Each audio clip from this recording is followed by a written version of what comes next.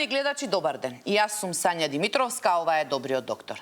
Денеска ќе зборуваме за дерматози во детската возраст, односно кожни болести во детската возраст. Какви видови постојат? Дали постои разлика меѓу кожни болести кај детска кожа и кај кожата на возрастните? Мој денешен гостин со кој ќе разговараме на оваа тема е доцент доктор Силвија Дума од клиниката за дерматовенерологија. Доктор Дума, добре дојдовте во Добриот доктор.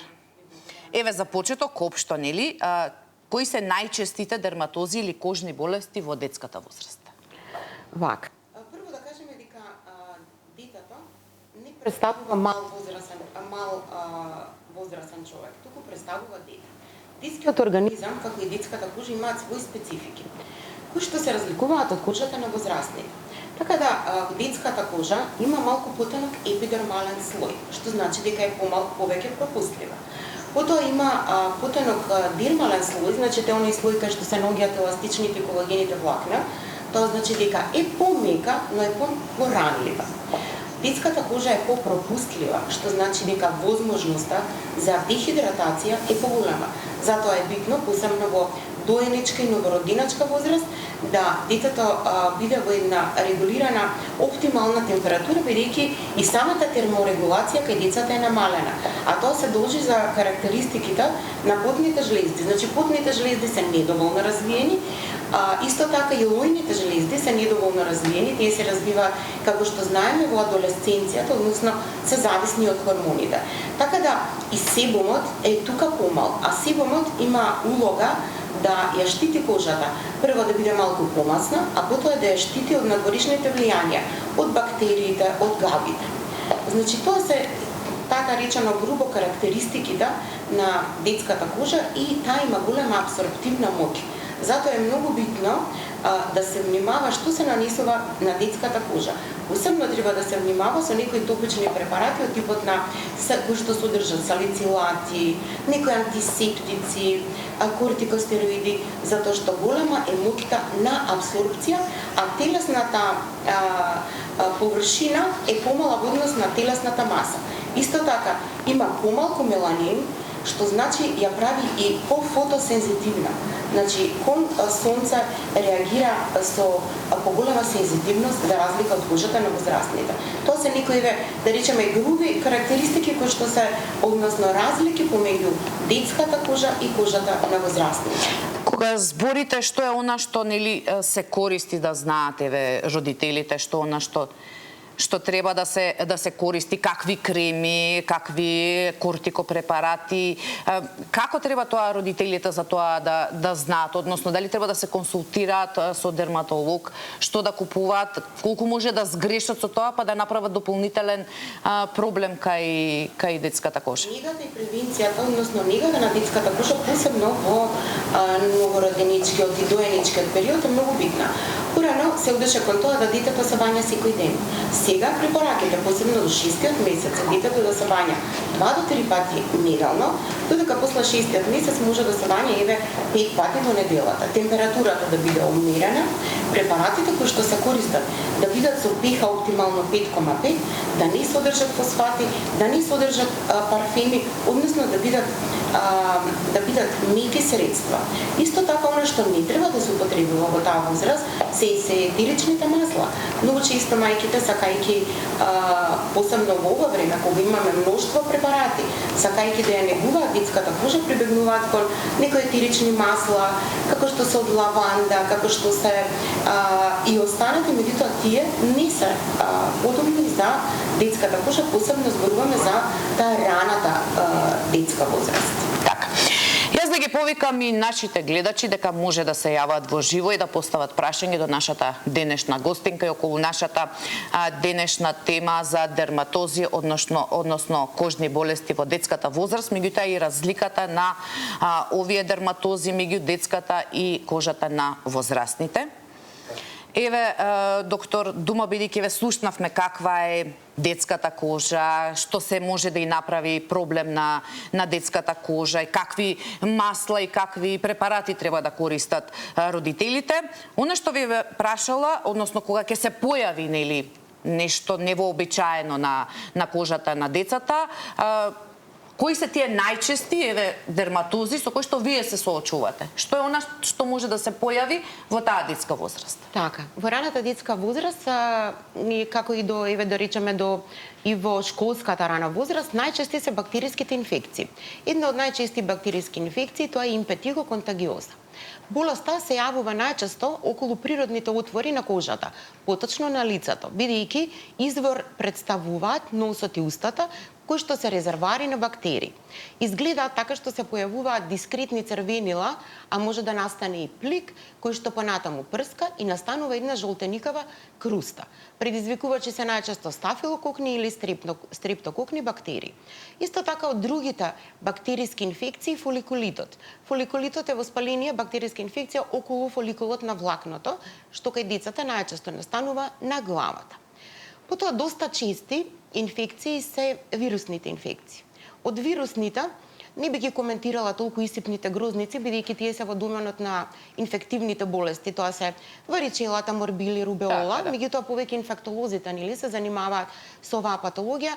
Од вирусните би ги кажала како најчести хумен папиломавирусот, а тоа се оние вирусни брадавици, кои што се јавуваат на рацете на дечињата, поретко во лицевата регија. Изгледаат различно, кога се на лице се нарекуваат вирука плана и обично се боја на кожа, се многу рамни, се јавуваат на челото, додека на рацете тие се малку поиспакнати.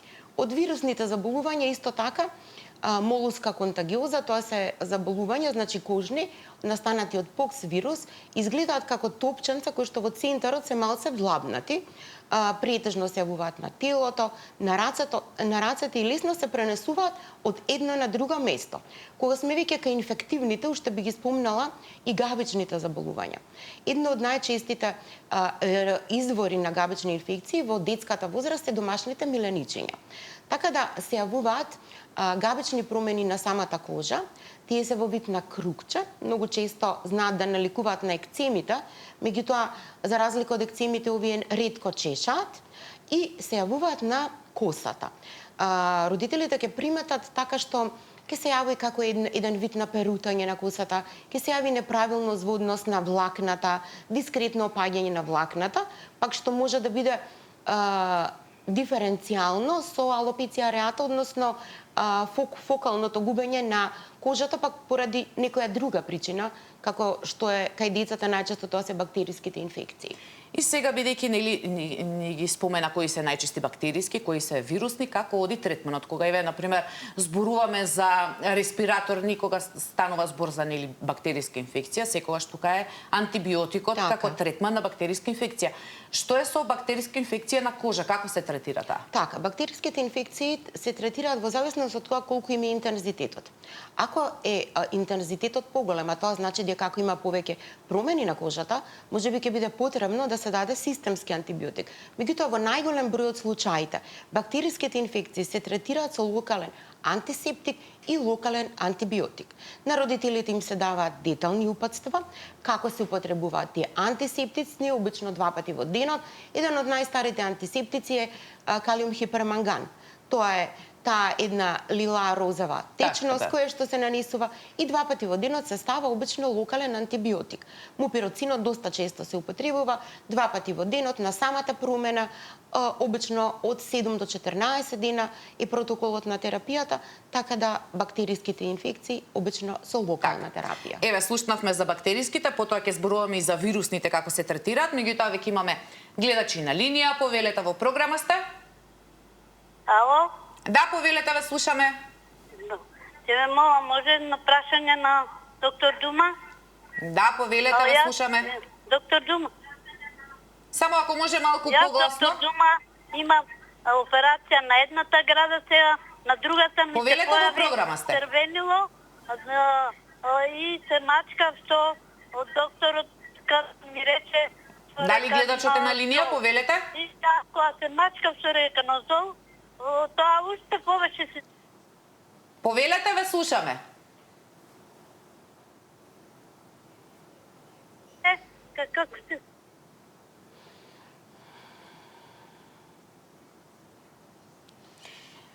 Дали имаме гледач, повелете?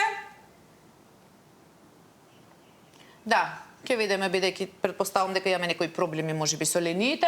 Еве слушнавме за бактериските, нели, локален антибиотик. Како се третираат вирусните инфекции на кожата, еве брадавиците, сите тие што ги споминавте? Така, бидејќи ги спомнавме најчестите, тоа се хуман папилома вирус, брадавиците се третираат исто локално. Најчесто ги третираме со криотерапија. Тоа е течен азот на минусна температура, обично се користи боца во вид на спреј за прскање, тоа се прави во амбулантски услови, нели? Неколку пати е потребен третман, зависно нели колкава е веругата. Исто така молуската што ја спомнавме вирусна инфекција може да се ескохлеира, значи постојат специјални инструменти со кои што нели самата промена се вади. Исто така се третираат доколку е поголем интензитетот на болеста, односно има повеќе, може да се третираат со локални имуномодулатори. Тоа е за сите вирусни инфекции што ги спомнавте. Така е. И сега, доктор Дума, кога зборуваме еве овие бактериски вирусни инфекции во детска возраст, која е разликата кога се појавуваат кај возрастни? Па добро, ова не се многу чести инфекции кај возрастни. Веруките да, меѓутоа бактериските и не се така чести, бидејќи децата повеќе се подложни на оние стрептококни, стафилококни инфекции, посебно во големите колективи како што се градинките. Кога станува збор за третман на кожата на возрастни, ист би бил третманот со тоа што пак би зависело од екстензитетот на болеста. Доколку е екстензивна болеста, односно има повеќе промени на телото и постои можност од комплицирана системска инфекција, во тој случај се дава системски антибиотик. Доколку е тоа изолирано, се дава локален антибиотик. Многу е битно каква е кореспонденцијата со пациентот, затоа неколку пати треба да се повтори. Ако имате чувство дека комплетно ја разбрал терапијата и дека ќе ја примени, дајте локална терапија. Доколку се сомневате дека ќе се употребува таа терапија и постои можност од системска инфекција, тогаш треба да се даде системски антибиотик. Кои се оние дерматози кои што еве вас како дерматолози ви прават вака најголем проблем, најголема главоболка? Така е, тоа се хроничните инфламаторни дерматози и алергиските болести кои што се јавуваат во детската возраст. Една од честите е уртикаријата, односно во народот позната како копривњача, која што се јавува и кај деца и кај возрастни. Меѓутоа малку се разликува во алергените. Алергените во детска возраст се притежно храна или пак некој инфект, бактериски инфект, ретко се медикаменти. Значи, алергиската болест на кожата е акутна болест и изгледа како печати, журкани од коприва, значи една акутна состојба која што може да биде проследена исто така со еден едем околу очите, околу устата и обично родителите нормално се многу вознемирани поради фактот што нели се плашат да не настанат некои продлабочени алергиски манифестации, а тоа е отежнато дишење. Меѓутоа, тие се третираат со елиминациона терапија, односно се елиминира алергенот и се дава антиалергиска терапија. Доколку е една епизода на алергиска реакција од типот на уртикарија, тоа не е индикација за алерготестови. Доколку се повторуваат овие алергиски реакции, тоа веќе треба да се направи консултација со алерголог на нашата клиника. Така, да, имате ви посебен кабинет за алергологија. Имаме гледачи, повелете во програма сте. Ало, добар ден. Добар ден, повелете. Вака, поздрав до докторката. Имам едно прашање, вака, керка ми е веќе 10 години, ама кога беше околу годинка кога имаше, на лицето и се појави како некое црвенило, како точка. Почна да се шири. Бевме на доктор, се тоа нели на дерматолог, ни кажаа дека е екзема. Ни рекоа да користи на еуцерин производи, сапуни, шампони, тие такви препарати. Ни дадоа исто афлодерм крема да го мачкаме, го мачкавме и тоа помина. Сега она како растеше, еден период нема, после 2 години пак и се појави. Еве сега исто мачкавме и тогаш со афлодерм помина. Сега веќе е 10 години, исто пред некое време пак и се појави, ама на брадичката доле, под устата. Чекавме така, не мачкавме со ништо, помина само од себе. Сега ме интересира дали треба некои дополнителни испитувања за да видиме од кај потекнува тоа и како, или со тек на имунитет само тоа, и да не е нешто или до исхрана. Така, јас ви благодарам многу за јавувањето. Еве имаме конкретно за темата имаме конкретно која што прашање, да. Ова веќе влегува во групата на хронични болести, како што кажа гледачката. Повторувачко, да. Да, се јавило во раната возраст, сега се повторува на 10 годишна возраст. Предпоставувам дека станува збор за некоја полесна форма на атопик дерматит. Тоа е една хронична инфламаторна дерматоза, која што е мултифакторијална. Прво да одговориме на прашањето, значи, бидејќи се појавува повторно болеста, а користењето на кортикостероиди кај децата треба да биде ограничено, значи препорака би било да се јави во педиатриската амбуланта на кожна клиника во која што и јас работам, така да видиме за колку афекција им станува збор, дали може само со емолентна терапија, дали ќе треба и некаква подолготрајна терапија, например, кога кај децата со атопик дерматит треба да се употребува, треба да се намали инфламацијата, кортикостероидите отприлика се користат максимум до 10 дена, а потоа се преминува на други локални препарати, како што се калцинеурин инхибиторите. Поради тоа што кортикостероидите кај детската кожа имаат несакани ефекти. И онака е нивната кожа тенка, додатно истенчуваат, ја прават склона. Меѓутоа, што дополнително го праша нашата гледачка е што влијае на тоа да се појавува, дали намален имунитет, дали некој вид на исхрана? Така, бидејќи предпоставуваме дека станува збор за атопик дерматит, тука влијаат повеќе фактори. Значи, тоа е болест каде што е нарушена кожната бариера, има генетска предиспозиција исто така за во семејството, најчесто за атописките болести, а тоа е алергискиот ринит, астмата и другите кожни болести. Така да, кај овие деца кои што имаат атопија, тие реагираат невообичаено на вообичаени алергени. И затоа треба да се избегнува, односно да се користи посебна нега која што додатно не содржи во својот состав толку многу алергени од типот на парфеми и различни додатоци. Исто така облеката на овие дечиња треба да се пере со наедноставните средства и по можност да бидат течни, да не се додава омекшивач во самото перење, да биде дупло плавењето и она што е многу битно кај овие деца е секојдневно да се чува таа кожна бариера. А тоа се прави со употреба на емоленти кои што се нанесуваат 2 до 3 пати во денот, а исто така се користат и маслени чистачи за кожата. Односно не се користи класичен сапун за бања, и туку маслени купки. Така, еве, јас се надевам дека нашата гледачка го слушна одговорот. Имаме гледач, повелете во програма сте. Добар ден. Добар ден, повелете. Имам црвенило на цело лице 10 години. Одам на лекар со дијагноза дерматитис дисебореика. И примам разни лекови, биодерма, ништо се повторува. Значи 10 години сте со овој проблем. На која возраст е пациентката? На која возраст е? Само еве она што ја интересира и мојата гостинка, на која возраст сте? 45 години. 45. 10 години еве со овој проблем. Така. Во возраста од 30 на години до 40 можно е да се јави дисеборија, меѓутоа таа е поретко се јавува. Кога станува збор за црвенило на лицето, најчесто доаѓаат во предвид розацијформните дерматити, односно розацијата, каде што постои трајно проширување на крвните садови на лицето.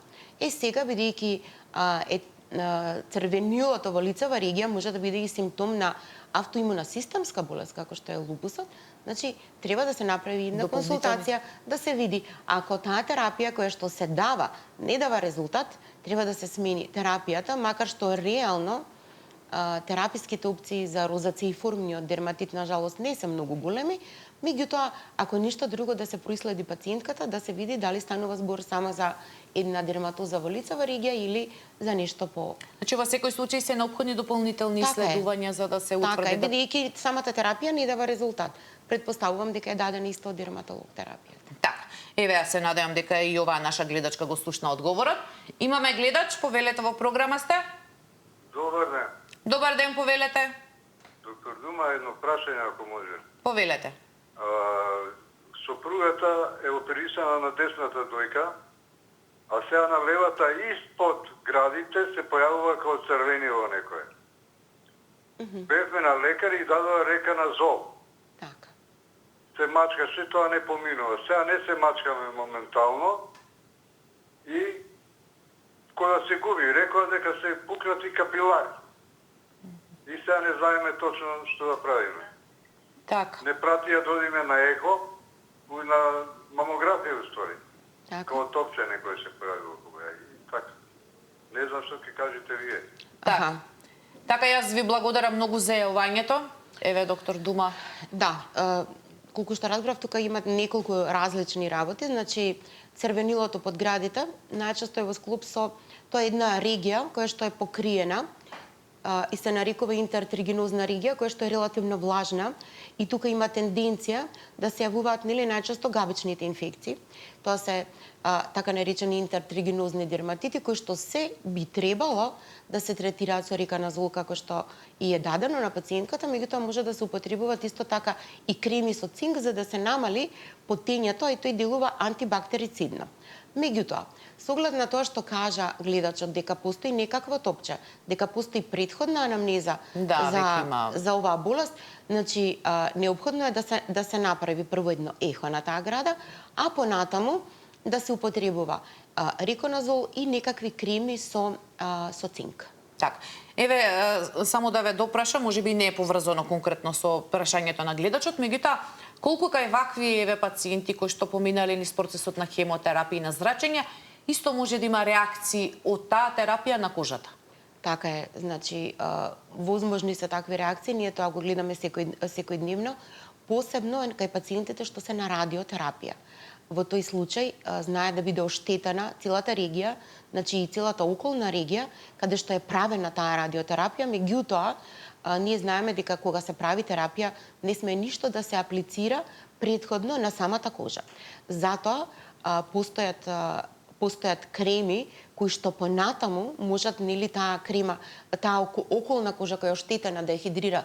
Тоа се најчесто емолиентните креми кои што и кремите за репарација кои што интензивно после третманите треба да се нанесуваат, значи посебно во овие регии. Така, еве ова како дополнителна препорака, совет до оние кои што имаат ваков проблем. Имаме гледач, повелете во програма сте?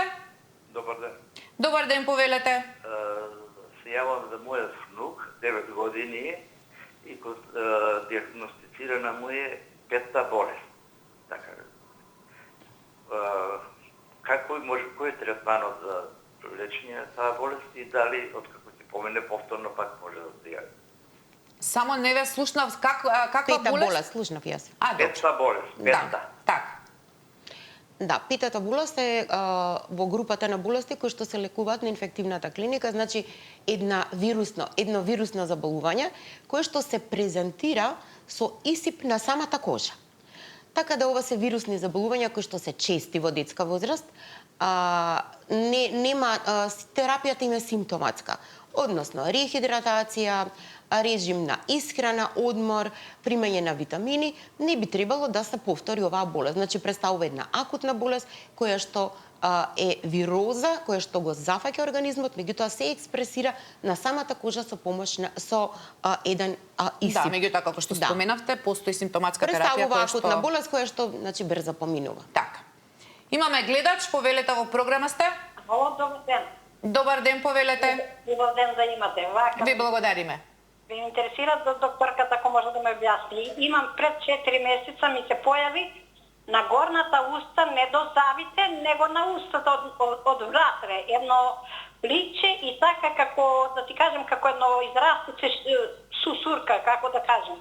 И сега ме пече, боли и долњата уста на брадичката ме чеша и немам пече ме целиот јазик и немам никаков вкус. Па дали е до раничката нешто, до што може да биде, ако може докторката да ми објасни, кај треба да се обратите? Да се обратите, да.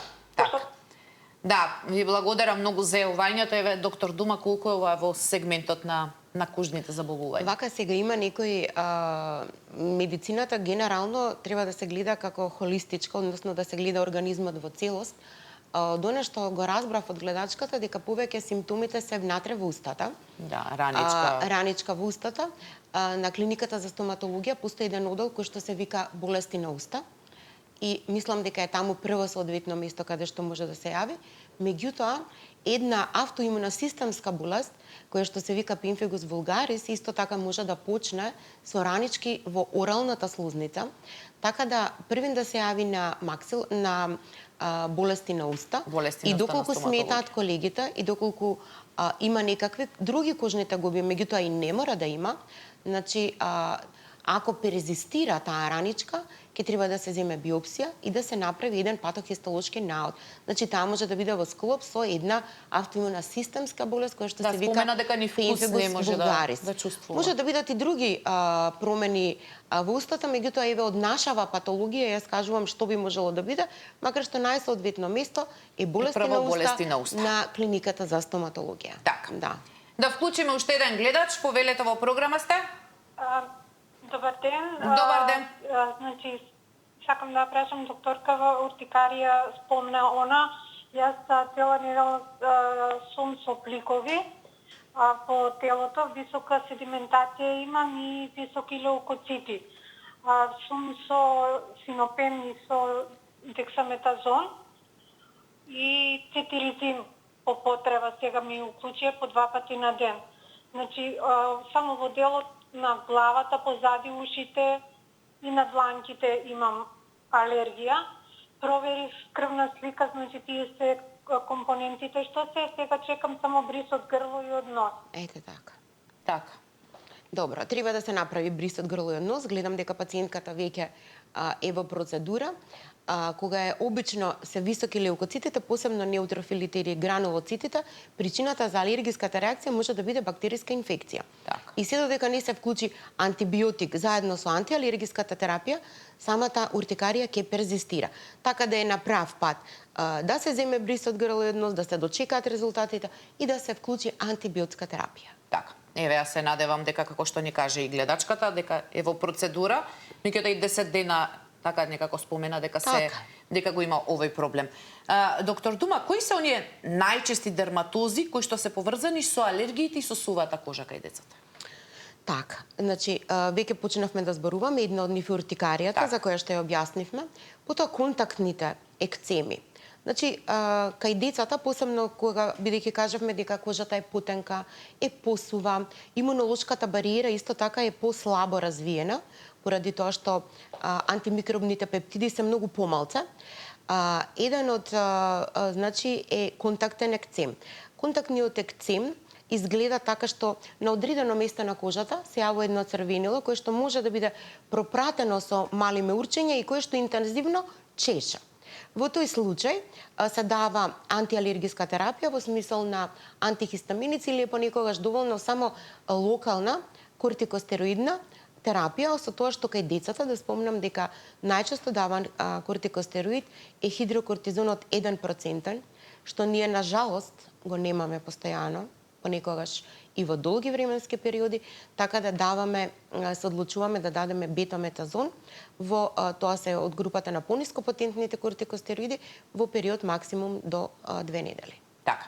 Она што го споменавте во делот од прашањата, нагласивте нели колку е важно облеката, како е испрана, дали е испеглана, како се носи, колку сето тоа влие кога веќе имаме одредена кожна болест, еве доколку се користат омекшивачи, доколку се користат средства за бањање кои што се нели оние парфимисани. Така.